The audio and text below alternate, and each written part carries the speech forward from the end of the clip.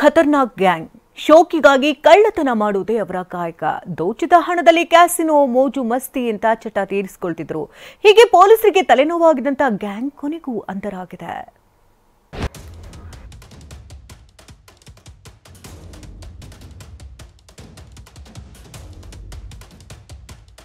ರಾಜ್ಯದಲ್ಲಿ ದಿನೇ ದಿನೇ ಕಳ್ಳತನ, ರಾಬರಿ ಪ್ರಕರಣಗಳ ಸಂಖ್ಯೆ ಹೆಚ್ಚಾಗ್ತಿದೆ.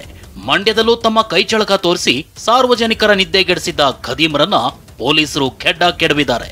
ಮಂಡ್ಯ ಪೊಲೀಸರು ಭರ್ಜರಿ ಕಾರ್ಯಾಚರಣೆ ನಡೆಸಿ 6 ಕಳ್ಳರ ಹೆಡೆಮುರಿ ಕಟ್ಟಿದ್ದಾರೆ.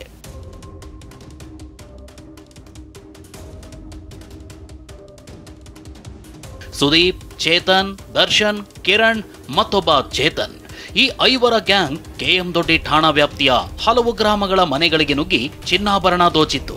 ಇವರ ವಿರುದ್ಧ ಮಂಡ್ಯದಲ್ಲಿ 11 ಕೇಸ್ ದಾಖಲಾಗಿವೆ. ಶೋಕಿ ಜೀವನಕ್ಕಾಗಿ ಕಳ್ಳತನ ಮಾಡ್ತಿದ್ದ ಶೋಕಿವಾಲಾಗಳು ಕದ್ದ ಹಣದಲ್ಲಿ ಗೋವಾಗೆ ಹೋಗಿ ಕ್ಯಾಸಿನೋದಲ್ಲಿ ಎಂಜಾಯ್ ಮಾಡ್ತಿದ್ರು. ಹೀಗೆ 3 ವರ್ಷದಿಂದ ಪೊಲೀಸರ ಕಣ್ತಪ್ಪಿಸಿ ಓಡಾಡ್ತಿದ್ದ ಗ್ಯಾಂಗ್ ಕೊನೆಗೂ ಲಾಕ್ ಆಗಿದೆ. ಬಂಧಿತರಿಂದ 42 ಲಕ್ಷ ಮೌಲ್ಯದ 579 ಗ್ರಾಂ ಚಿನ್ನಾಭರಣ ವಶಕ್ಕೆ ಪಡೆದಿದ್ದಾರೆ. 2 ಪ್ರಕರಣಗಳಲ್ಲಿ, ಅಂದರೆ ಒಂದು ಚೈನ್ ಸ್ನ್ಯಾಚಿಂಗ್ ಪ್ರಕರಣ ಮತ್ತು ಇನ್ನೊಂದು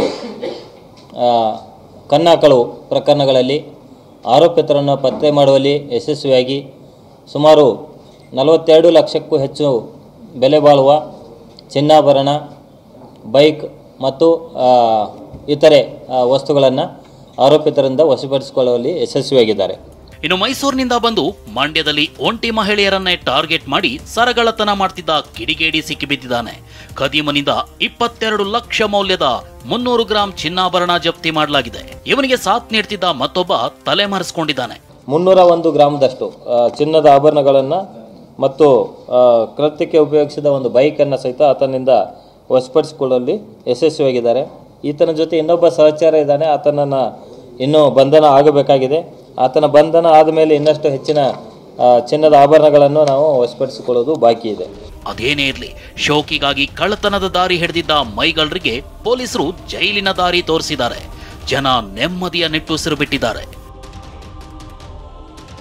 ಪ್ರಶಾಂತ್ ಹುಲಿಕೆರೆ, TV9 ಮಂಡ್ಯ.